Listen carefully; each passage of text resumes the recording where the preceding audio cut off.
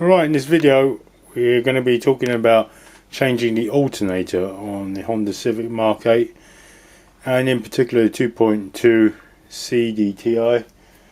That's the diesel version between 2006-2011, it says there. So mine looks very similar to this in an 07. Mine's done 256,000 miles. I have replaced the bearings on the alternator. Led to the premature kind of ending of the alternator, but 255,000 probably, or 256,000, and probably the original one is not a bad.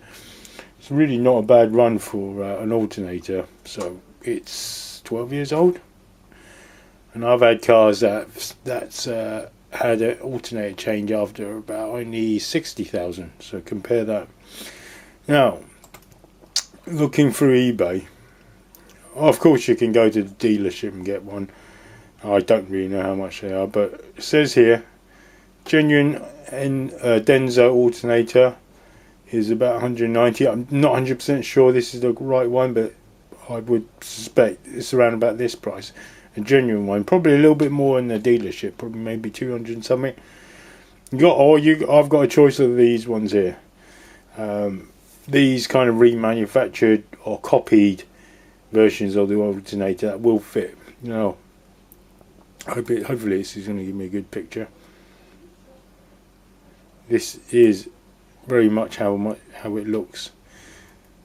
One plug socket thing, one kind of unscrew bolt socket thing, and you've got your bolt here, fastens to the bottom. You've got your bolt fastens at the top. This is black. This clutch thing is black on my car, so I don't think this will fit my car. But however, this one is like a floating one. This does not fit onto the body of the car. So it's 1, 2, 3 points, and the clutch. So it's not a bad picture. Or I could have gone for something like this. Now this says N22A2. Now for my car that is correct. Mine is the N22A2 engine. This one definitely will fit my car. Pre-owned, so I don't know how many thousand miles it's done. It's £99.90. Mark 8. Got warranty on it. I don't know if it's been refurbished or anything like that. Tested, parts in full work order, comes with a 30-day warranty. It hasn't been cleaned or anything. I don't think this is just being pulled straight out of the engine. So Denso, 12 volts. Here's some of the numbers. These should work on my car. So I bought mine 39. I must have been browsing a long time, but I don't know how many thousand miles it's done. Genuine OEM, I think it means, doesn't it? So I don't know how many thousand miles the alternator I bought for £39 has done, but let's check it out. So I'm gonna fit it in on a weekend, but I'll need to check out a few things, namely the clutch. Does the clutch engage when it needs to? I can do that all out with the alternator all out of the car's body, and also I can check the bearings by just basically spinning it and listening and see how smooth it is. I could change the bearings now. I could get some new bearings, put them in, but maybe not. I could change the brushes that brush against the copper, but I'm just going to probably 39. I'm just going to stick it straight in, probably, unless the bearings are out.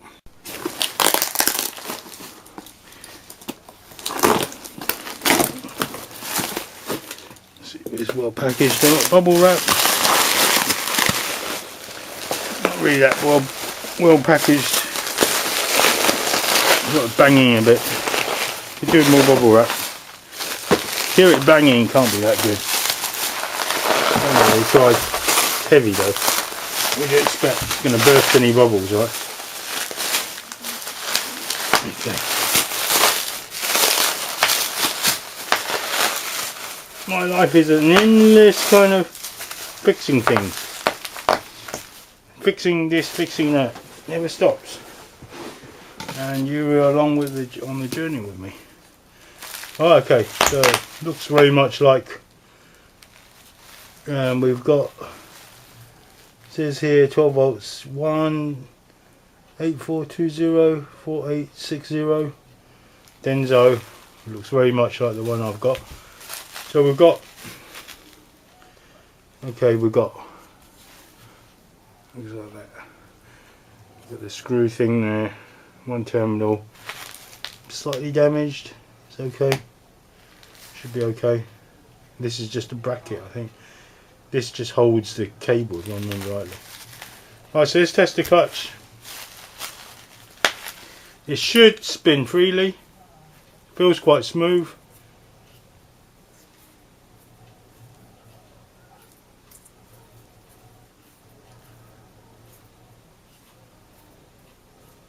Slight sound. It feels quite smooth. Right, if I stick screwdriver where these vanes are, now yes, it's engaged, but it should still turn the other way. See that? Stopping the vanes from moving. Let me get a torch. You can see. And let me get a closer look. Let me just bring this closer down. Right, see these vanes? Take a screwdriver through there. So one way it should not be able to turn, no matter how hard you try. And then, but if you turn it the other way, yes, it can turn. That's clutch checked. But if you use the let stop, well, if you use the pull screwdriver, it should spin. That's it.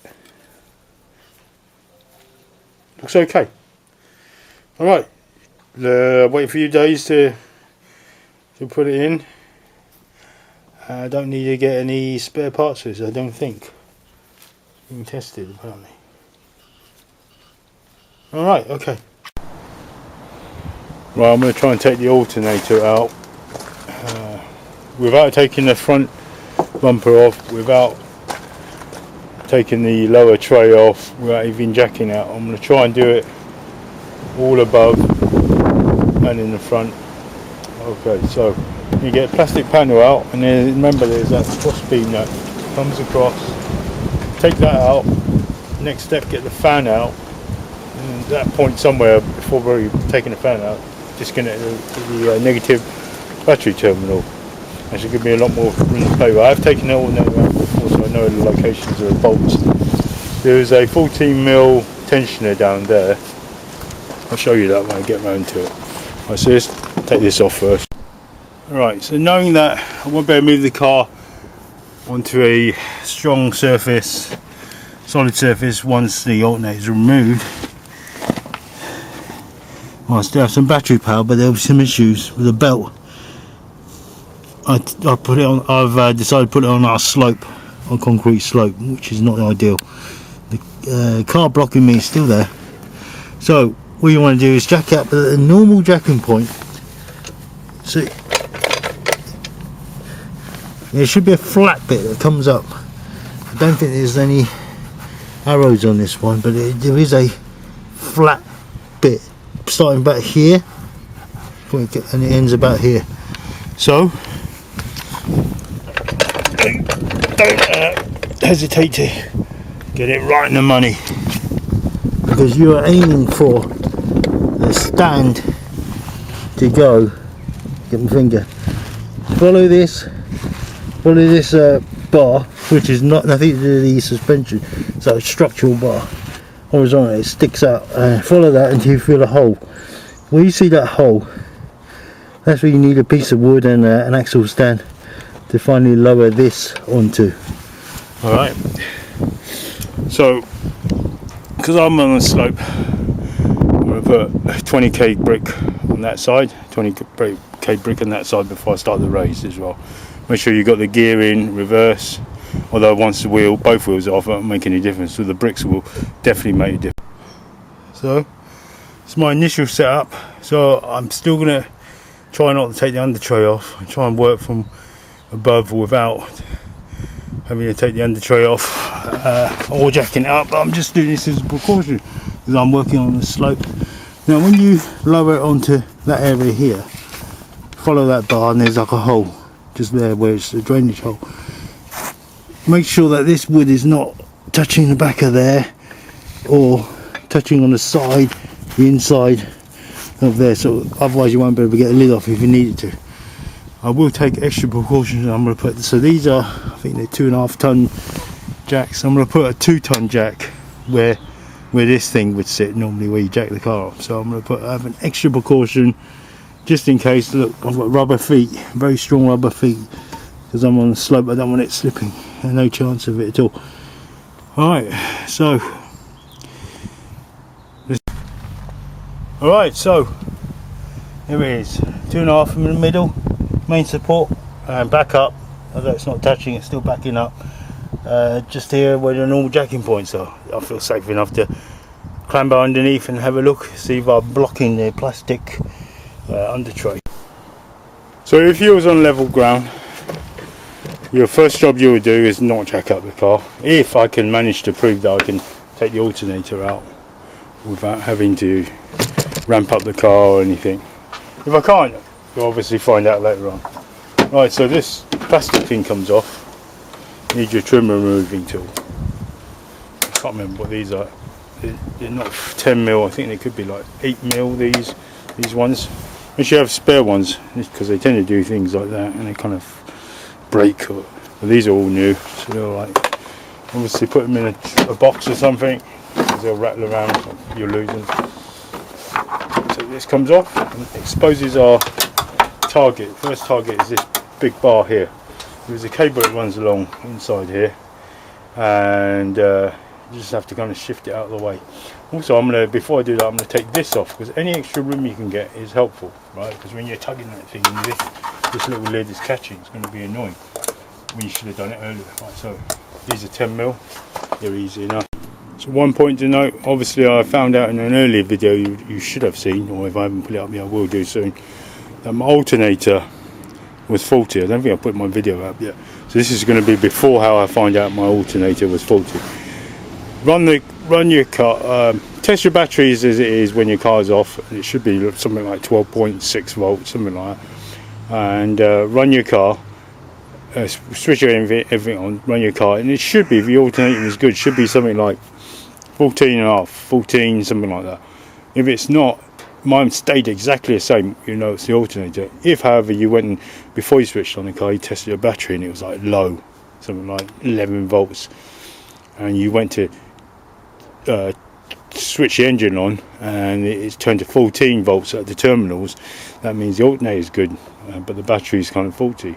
And especially when you turn off the engine, it was at say 12 volts and 12.5 volts, and then rapidly it drops in voltage. That's how you kind of know it's your battery or the alternator. Right, usually that's what I would do, that's what I would say. Okay, so let's get them little 10mm. Used a long shafted 10mm just for this one here I'm looking at. We need a little magnet tool as well, because the little washer remains. So yesterday I tried this and I stopped because I had a bad feeling. And trust your instincts. You get a bad feeling when you do jobs, especially if you're a home mechanic like me. Just give it a pause. Stop what you're doing. Don't carry on. Something's not quite right. I was in a rush to do something else. I had somewhere to go a bit later on. All those factors add in to making you to forcing an error, an unforced error, if you like, into doing something. I had to be somewhere it was about 12 o'clock. I had to be somewhere about 7. I had really about 2 hours of daylight. Now today's a bit earlier. All these factors weigh in. Don't hesitate to stop. So this is how this engine cover lid thing comes off. So I love this engine by Honda. It's a classic. The things I don't like about it, it's too set back in over there. So anything over this side, if I wanted to remove the exhaust manifold, it would be very difficult, impossible really. Other things, someone was saying, oh, I want to take the fuel pump out, I think they said. No, it wasn't, it was another car. Fuel pump. There's a handy little hand pump for the fuel, but like a, what do you call it, like a primer pump, just there, take that lid off. And if you ever make any changes to fuel filters and things like that, just pump it up there. So really nice things about it. Someone was trying to do it on a Ford Focus, one comment, and I said, oh, you know, unless you're sure you got something like this, it's a risk, to be honest. Fuel filters are made these days to filter out, you know, they were made in the first place, I mean, to filter out dodgy rust bits from fuel tanks, right? Iron rust of fuel tanks. These days fuel tanks are made from plastic, and well, unless you buy your fuel from the local canal, the canal salesman, you know, the bloke who sells diesel at the canal, the red diesel, I mean, the dodgy stuff, you're probably not going to get much issue. Or if you went to do some fueling and flaming, a big gust of wind blew, or someone dropped a whole heck of load of cement over your vehicle while you was fueling, that kind of thing, you know what I mean? You know, definitely. Or if you put the wrong fuel in, you went and stuck the wrong fuel in, even that probably wouldn't matter so much. It probably go straight through. Right, so obviously taking the first two, I remember there was something here and here. Oh yes, see this? There's two just here. It's starting to get awkward now. So I'm thinking, oh, now I know why I took the bumper off, because this bit gets in the way of me getting those two off. See that? Yeah, that's why it's awkward. But I should try again without having to take the bumper off to take this off, because it is because I've taken it off before and I do know the mechanism behind it. So I'll try to take this off. So without taking the bumper off, you see the bumper's still there. Undo this side first, press that down, push it out. Of course, take this. There's a bolt here, there's a bolt there. My one's already rusted off on that side. I'd take that bolt off. Then do this top side, and then go for this side. Used a kind of the round bit there, shoved it underneath. You'll see just there, with underneath, and that popped out. And then lastly, that one, there's the least amount of room on this side, and let's see, there we go. So still haven't taken the under tray off, and haven't taken the bumper off. So we're looking at this. What do you reckon that is? Was there a bit of metal there? I'm not sure. Sits on there. Doesn't make any sense. No sensors or anything like that. Don't know. Okay, so now we can have access to this 10mm, this 10mm, this 10mm, this 10mm, 10mm around here, 10mm around here. Good time to undo the negative battery terminal. This one, don't touch it with a screwdriver. Obviously look for a negative sign. It's not the red one. Take that off, move that away somewhere, even cover it with some tape. Thing should come off. Bracket for the radiators. Radiators always float on, they just basically float around. Probably won't need to take that off, but yes, I probably do. Give me better access to the fan. Shouldn't be a problem. I'll slide it up. There you go. One. So that bolt thing is over this, more this side. Of course, keep that on the other side. Okay, nothing can fall off now. Okay, so that one there would be your air conditioning one. There's your main radiator. That thing's kind of floating around. My aircon's totally shot on this. It's a leak in the common fault leak in the compressor. So I need now to swap over to a shallow 10mm. So Let's see what I can show you. There's one, so there's a 10mm bolt, and also there's a bolt just here where my finger is to hold this lining. I can't remember what this line is. Water pipe line goes into the water tank, overfill line. That needs to come up, and of course there's one over this side.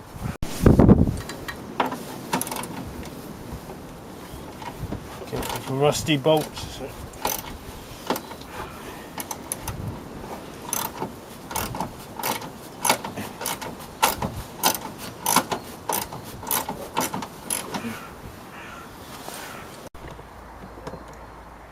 So some sort of cable attached here.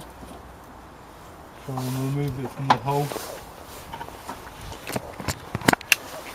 See in the back.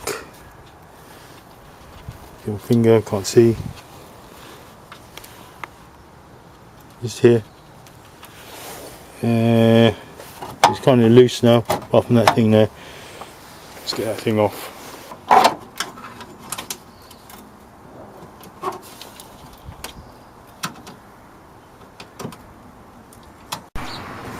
So there's a convenient hole just here. Putting the screwdriver through. If you look at it,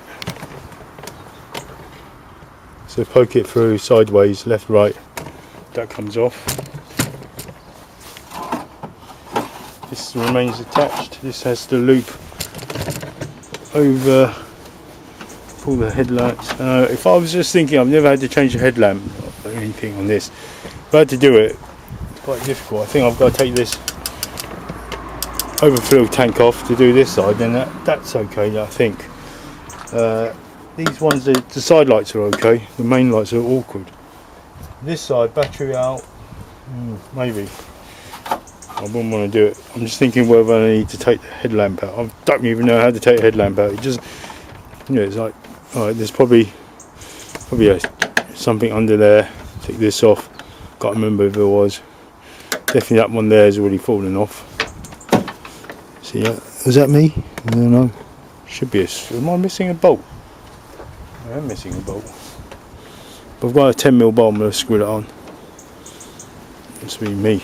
Right. Okay. So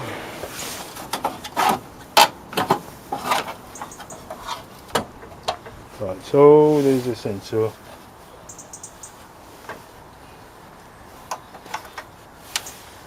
Easy enough. Leave all that attached. Whilst I found a 10mm bolt to put in that hole, which I totally forgot about. Okay, this is where taking a battery off, negative battery terminal off, is a good idea. So anything could touch across the battery terminals, and I've covered them as well. Alright, okay. I'll take this pipe out as well. There's a little bolt there. Shouldn't be any water in it. I'm going to take it off at the base here so nothing's in the way. Should be simple. Probably saying that, probably not simple. I'm going to be stuck. So you really want to get a lot of things out of the way, so they're not in your way. You're making that tug, because you can kind of give up on things when too many things are in the way. Some cars open up, oh no, I'm not going to touch that. I'll never buy that. Never touch it, never buy it. Just for the reason that was not a good idea. That was full. The brim. Alright, so none on the paintwork, but at least I'll get this out of the way. At least it's more flexible, let's say. I'll flick it over this way.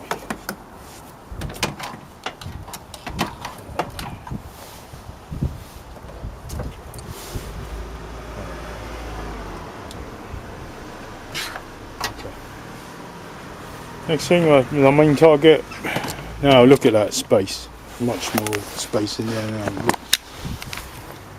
Almost reach in there and grab it. Let's make more space. Let's take this off. Unplug. One of them funny. I think I've got those spare funny clips. You push in. May have to destroy it. Don't know. If you're lucky on the one like I've done, just push a small screwdriver in there and that just came off. I might try the same trick on the other side, shoving it in from the other side, or on this one here. Right, don't just, there's two 10mm here, and then the thing just basically flops around. It sits in the groove, but thing is, obviously I've taken the cabling out there and here, but there's an awkward one there, and there's an even more awkward one down below where the alternator fits onto. There's a cable that fits onto the clutch of the air conditioning. So there's an awkward little bolt I just remembered right at the base of this. So my recommendations is, let me try this. I'm just going to leave it on there like that. But what I can do is take this out of its little hole there, and that bolt holds both this kind of metal shield. The top bolt of the alternator holds the metal shield, and it holds this. So what I'm going to do is, time to unloosen the belt. Take the belt, take a drawing of the belt, unloosen it, then undo this, undo that, and if I can get enough space, I might, if I undo, oh no, that one's already undone. Can I just kind of shift it over, and will it just come out? Don't know, can't remember. We'll see. It's not very big. Once this metal thing comes off, it'll look even smaller. So if not, I might lose the game and I have to take the under-tray. Right, so I've drawn my auxiliary belt with the air conditioning. And you've got two options in the Haynes manual. The one on the right looks exactly the one like I've done. Okay. Right, okay, so this pipe's going to get in the way. Hopefully this is not going to be overfilling with water. Doubt it. As I crank back the tensioner, this is going to get in the way because it's going to go do a full, probably full 160, something like that, 160 degrees. Take it away, take it out of the way. Right. So just to remind you,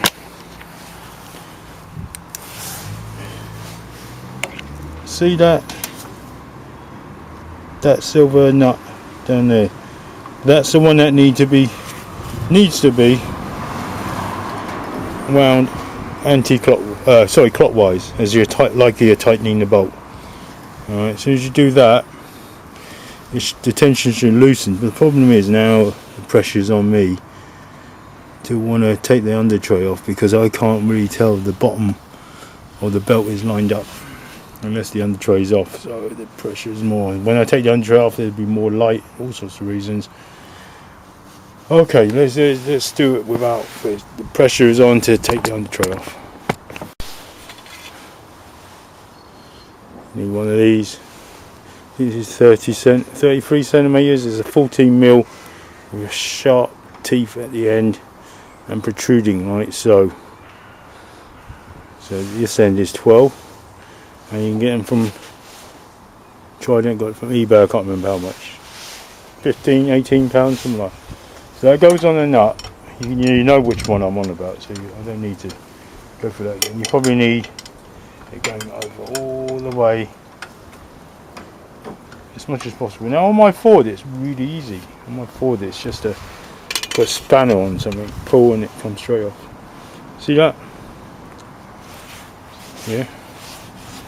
So I wonder if I can get a view above shot. I'm just going to pull on a little bit because I can't really do this one-handed. Look.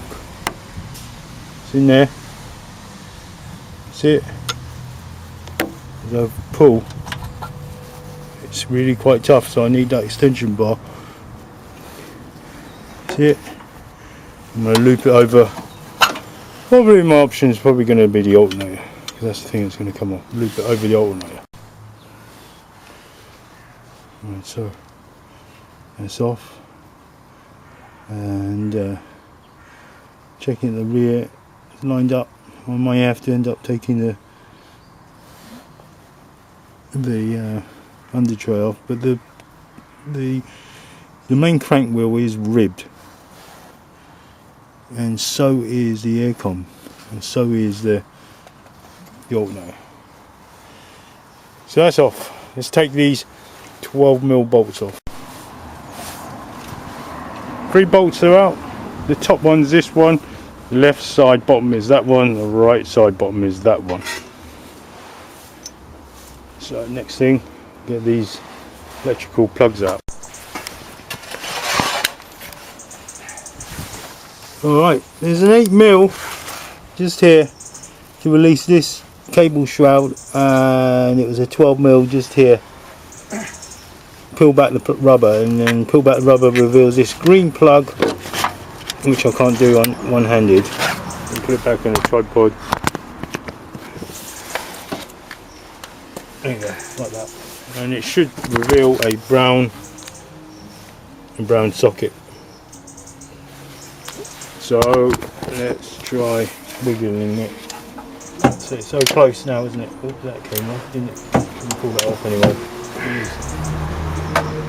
Less things in the way, didn't know that came off. So this stupid thing right there, that would come straight off. That comes straight out. Have I done it before? I can't remember. Put that over there, like that. It's so close.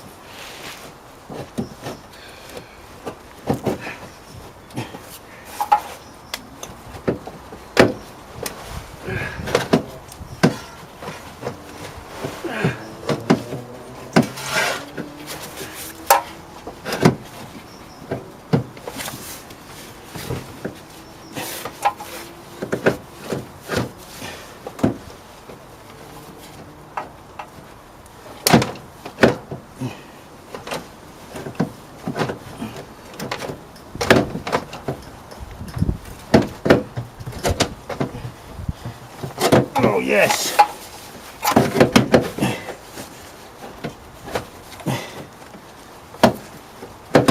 It would have helped if I took this off, but there we go, the prize.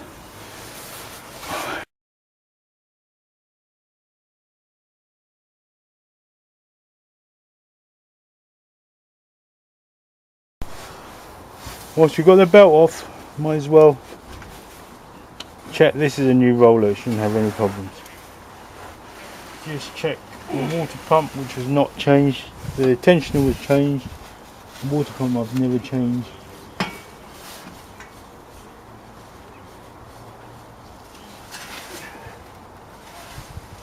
It's not sounding too good. I think that's the water pump. It's okay, it's not rattling. Anyway, let's just fit it all back on. So fitting it back on is the reverse of removal. So that's how you change the alternator on the Honda Civic 2.2 CDTI. If you like the video, give me a thumbs up. Leave a comment below. Thanks for watching. Right, my mistake. This one is on top of the alternator. It's in like that. There should be another one here, but I kind of lost mine ages ago. So there should be 4 bolts, but this one doesn't connect to the body of the car. It just kind of connects the pipe to the alternator. So I kind of lost it, because remember when I tried to fix my alternator's bearings, I snapped this off, so I had no use for it. See how it's just kind of floating. And these two, the long ones, fit at the bottom. That's how it should be. Right, so everything fitted. Let's see, without the engine running, we should be getting. So I'm on 12.58 volts. Let's run the engine.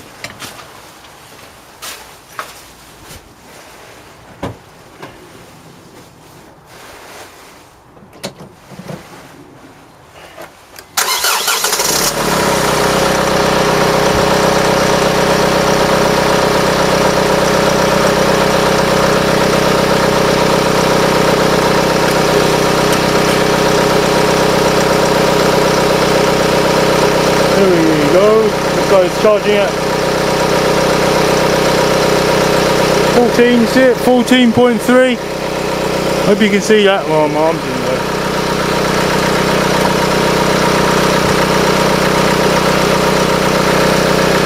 There we go. 14.3. It was 12.5.